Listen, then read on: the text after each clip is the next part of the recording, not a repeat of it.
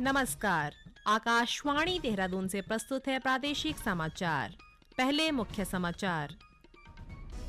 मुख्यमंत्री पुष्कर सिंह धामी ने कहा है कि चंपावत को आदर्श जिला बनाने के लिए सरकार मिशन मोड पर कार्य कर रही है।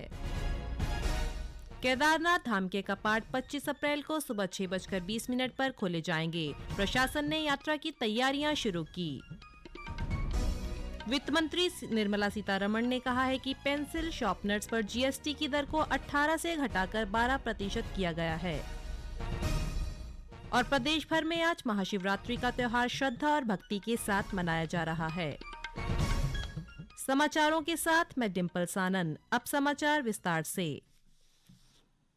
मुख्यमंत्री पुष्कर सिंह धामी ने कहा है कि चंपावत को आदर्श जिला बनाने के लिए सरकार मिशन मोड पर कार्य कर रही है। वे आज चंपावत में सप्तेश्वर महादेव मंदिर के पुनर्निर्माण कार्यों के शिलान्यास अवसर पर बोल रहे थे। इस अवसर पर मुख्यमंत्री ने श्यामलाताल झील में राज्य स्तरीय पर्यटन गतिविधियां बढ़ाने, गौरल चौड़ मैदान को स्टेडियम के रूप में विस्तार करने, सप्तेश्वर में स्नानाघर का निर्माण, कालुखवाड़ गुरौली मोटरमार्ग का निर्माण करने सहित कई अन्य घोषणाएं की। मुख्यमंत्री ने कहा कि सरकार मानसखंड को विकसित करने की ओर अग्रसर है। उन्होंने कहा कि योजना के तहत प्रथम चरण में कई मंदिरों को विकसित किया जाएगा। वहीं दूसरे चरण के लिए सरकार महायोजना तैयार करने के लिए तेजी से काम कर रही है। सप्तेश्वर महादेव पर आज आने का सौभाग्य प्राप्त हुआ और साथ ही साथ यहाँ पर 4 योजनाओं का पुनर्निर्माण और निर्माण का आज शिलान्यास भी किया गया है। यहाँ का विकास हमारी प्राथमिकता है और यहाँ तक सड़क पहुँचे, यहाँ तक अन्य स्थान पहुँचे, यहाँ पर स्नानगार बने, उन सब पर निकट भविष्य में काम किया जाएगा। केदारनाथ धाम के कपाट 25 अप्रैल को सुबह 6:20 पर श्रद्धालुओं के लिए दर्शनार्थ खोल दिए जाएंगे।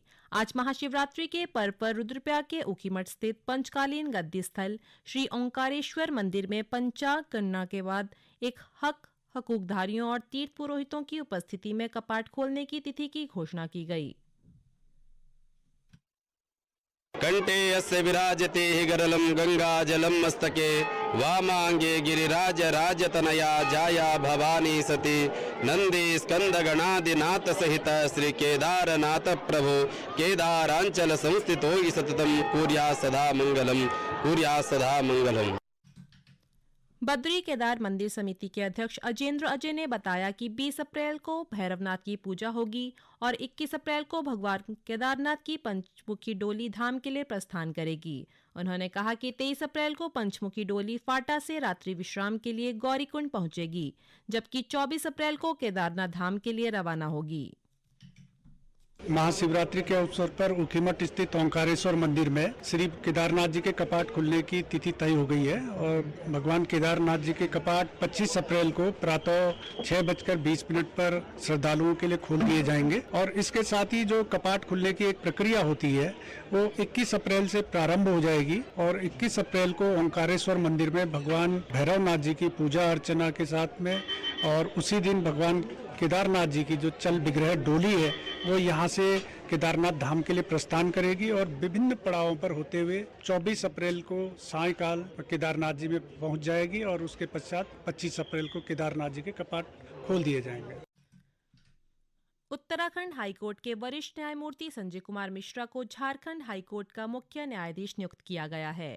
संजय मिश्रा को झारखंड हाईकोर्ट का मुख्य न्यायाधीश बनाने की संस्तुति सुप्रीम कोर्ट की कॉलेजियम ने 14 दिसंबर 2022 को की थी। न्यायमूर्ति मूल रूप से ओडिशा के निवासी हैं। उनका जन्म 29 दिसंबर 1961 को हुआ था। स्कूली शिक्षा टिकरा अपर प्राइमरी स्कूल में हुई। वर्ष 1977 में पृथ्वीराज हाई स्कूल बोलांगीर से हायर सेकेंडरी सर्टिफिकेट परीक्षा उत्तीर्ण की। 1982 में बीकॉम ऑनर्स पूरा किया। 1984 में दिल्ली विश्वविद्यालय से शिक्षा पूरी करने के बाद एलएलबी 1987 में विधि संकाय दिल्ली विश्वविद्यालय से पूरा किया। मार्च 1988 से वकालत के पेशे में शामिल हुए।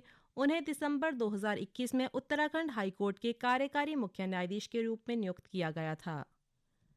ये समाचार आकाशवाणी देहरादून से प्रसारित किए जा रहे हैं। देश व प्रदेश भर में आज महाशिवरात्रि का त्योहार पूरे श्रद्धा और भक्ति के साथ मनाया जा रहा है। इस अवसर पर मंदिरों में सुबह से ही श्रद्धालुओं की भीड़ देखी जा रही है। मंदिरों में भारी भीड़ को देखते हुए पुलिस प्रशासन ने सुरक्षा व्यवस्था के पुख्ता इंतजाम किए हैं।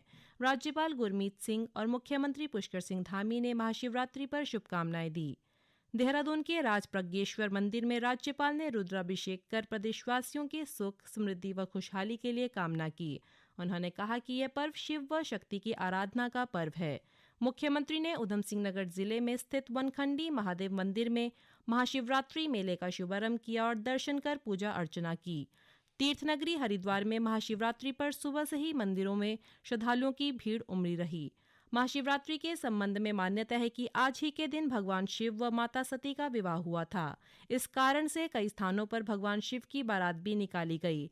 इस अवसर पर कनखल नगरी में भगवान शिव की ससुराल व पृथ्वी के प्रथम शिवलिंग के रूप में विराजमान दक्षेश्वर महादेव मंदिर में दर्शन के लिए भारी भीड़ देखने को मिली।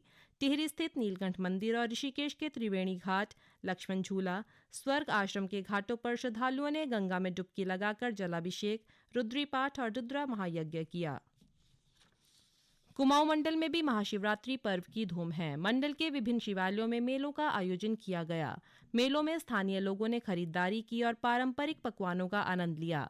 वहीं बागेश्वर जिले में उत्तर का काशी कहे जाने वाले बागनाथ मंदिर में श्रद्धालुओं का तांता लगा रहा।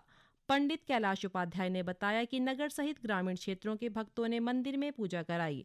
उन्होंने कहा कि आज के दिन भगवान शिव की विशेष पूजा करने से भोलेनाथ की विशेष कृपा प्राप्त होती है। आज ही के दिन जो है माना जाता है कि शिव जी का विवाह हुआ था, इसीलिए सुबह से आप देख रहे हैं यहाँ पर व्याघ्रेश्वर बागनाथ के मंदिर में काफी भक्तों का तादाद, पूरे भक्तों की जो है भीड़ उमड़ी हुई है। लोग बड़े श्रद्धा भाव से यहाँ पर आ रहे हैं और तमाम पंडित यहाँ पर बैठे हुए हैं, अपना पूजा पाठ करा रहे हैं। और यहाँ पर 4 पहर की पूजा सुबह से शाम तक यहाँ पर होती है, जो कि अर्धरात्रि में भी यहाँ पर पूजा होती है शिव जी की। इस पूजा को करने से वो अपने सुख समृद्धि के लिए, धन वृद्धि के लिए, अपनी मनोकामना को पूर्ण करने के लिए यहाँ पर जो है सुबह से शाम तक पूजा अर्चना करते। वित्त मंत्री निर्मला सीतारमण ने कहा है कि राज्यों को जून के लिए कुल 16,982 करोड़ रुपए के जीएसटी मुआवजे के लंबित राशि का भुगतान किया जाएगा। वित्त मंत्री ने आज नई दिल्ली में पत्रकारों को ये जानकारी दी। उन्होंने बताया कि ये राशि आज की तारीख में मुआवजा कोष में उपलब्ध नहीं है। हालांकि केंद्र सरकार ने इस राशि को अन्य संसाधनों से जारी करने का फैसला किया है। उन्होंने कहा कि इस राशि को भविष्य के मुआवजा उपकर संग्रह से वापस लिया जाएगा। वित्त मंत्री ने बताया कि बैठक में पेंसिल, शॉर्पनर्स पर जीएसटी की दर को 18% से घटाकर 12% किया गया, जबकि तरल गुड़ की बिक्री पर जीएसटी को समाप्त करने का फैसला लिया गया। महाराष्ट्र के पूर्व राज्यपाल भगत सिंह कोश्यारी ने देहरादून में कहा कि उत्तराखंड को आत्मनिर्भर बनाने के लिए काम करेंगे। इस मौके पर कोश्यारी ने कहा कि प्रदेश के विकास के लिए सामाजिक, शैक्षिक, कृषि, बागवानी सहित अनेकों क्षेत्रों में काम करने की जरूरत है। केंद्रीय रक्षा व पर्यटन राज्य मंत्री अजय भट्ट ने आज नैनीताल जिले के रामनगर का दौरा किया। उन्होंने कहा कि कॉर्बेट पार्क के क्षेत्र में पर्यटन की अपार संभावनाएं हैं। श्री भट्ट ने कहा कि भोगपुर और तुमड़िया बांध पर पुल का निर्माण होने से रामनगर की दूरी कम हो जाएगी। भोगपुर और तुमड़िया डैम है, उस पर हमारा नौका विहार हो, लोगों का आना जाना रहे। उसके बीच में एक स्थान पर पानी अभी गर्मियों में कम हो जाएगा तो जमीन के ऊपर पैदल भी जा सकते हैं लोग, और जैसे ही बरसात आती है तो वो डैम बहुत ऊंचाई तक भर जाता है। ऐसे में जितनी ऊंचाई तक पानी आता है उस पर पुल बना सकते हैं, तो पुल बना के वो हमेशा के लिए एक रमणीक स्थान भी हो जाएगा और यहाँ से सीधे रामनगर भी जुड़ जाएगा। और अंत में मुख्य समाचार एक बार फिर।